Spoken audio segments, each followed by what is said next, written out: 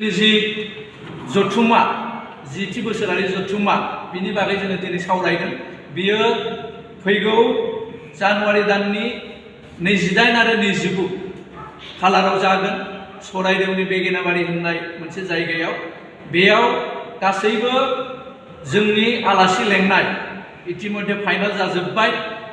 जोङो बानजाय आफादा खोब गोख्रोङै मिटिंनि जायगायाव खामानि मावगासिनो दङ। तो जोङो नोंथांमोननि चेनेलनि गेजेरजों आसामनि गासैबो रायजो राजाखौ जों खावलायनो लुगैदों जेन बयबो जोंनि जथुमायाव बाहागो लाफैयो आरो मानगोनां जोंनि आलासि बिथांमोननि जि बुंनाय आरो जोंनि खौसेथि बर' सुबुं आफादनि थान्दै मेलाव जोङो जि डिसिसन लानाय, जोङो सानदों बर' कछारी अनसाय हायुङारि खुंथायनि बागै आसाम सोरखारा जुदि मोजां राहा लामा लायाबा नैबे जथुमायावनो जोङो मोनसे स्ट्रेटेजिकलि जोङो जोंनि मावनांगौ हाबाफोरखौ जोङो फोरमायगोन, रायजोनि गेजेराव लांगोन आरो जोङो मोनसे थिरांथा लानायनि गेजेरजों उननि समाव हाबा मावलांगोन। जोङो बुंनांगोन जे बर' कछारी अनसाय हायुङारि खुंथायनो दा 13.5 लाख कौटिल' रां होयो।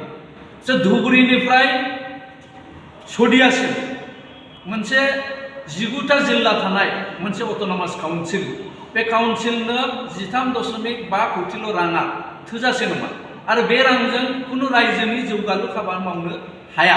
बेनिखायनो जों बार बार आसाम सोरखारखौ बुंबाय थादों जे बर' कछारी अनसाय हायुङारि खुंथायनि जि रां बावजा बेखौ बारायनानै होनांगौ।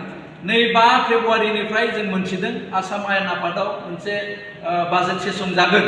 बे बाजेट सेसनाव जोङो जोंनि बर' कछारी अनसाय हायुङारि खुंथायनि जि बाजेट, बे बाजेटखौ बारायनानै होनो थाखाय जोङो खौसेथि बर' सुबुं आफादनिफ्राय गोख्रोङै दाबि जों आसाम सोरखारनाव दैखांदों। बिनि अनगायै बिटिआर सुक्तियावनो फैनाय कार्बि आंलं जिल्लानि बर'फोरखौ हाजोआरि ट्राइबेलनि जि स्टेटास मोनहोनाय, बे मोनहोनाया मोननै एकर्डआव फैनाय। साफ्रोमबो आसाम सरकार भारत सोरखारा मावफुंनानै होगोन होननानै बुंबाय थायो, किन्तु दासिमबो मावफुङाखै। बेखौ लानानै जोङो गोथौ दुखु मोननायखौ फोरमायदों। लोगोसे बिश्वनाथ आरो सनितपुर जिल्ला, बे मोननै जिल्लाखौ बिटिआरआव एक्सटेनसन खालामनानै थालांनाय गामिफोरखौ बर' कछारी अनसाय हायुङारि खुंथायाव थिसननानै होनायनि थाखाय सरकारा जोंनो खोथा होदोंमोन।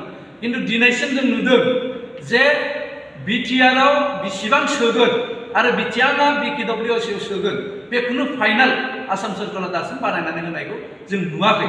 जोङो दाबि दैखांदों बे खामानिया खोब खम समनि गेजेराव जानांगौ आरो सनितपुर आरो बिश्वनाथ जिल्लानि बर'फोरखौ बेसेबांखौ हायो बिटिआरआव सोनानै थालांनाय बर'फोरखौ थाबैनो बर' कछारी अनसाय हायुङारि खुंथायाव थिसननायनि थाखाय राहा लानांगौ।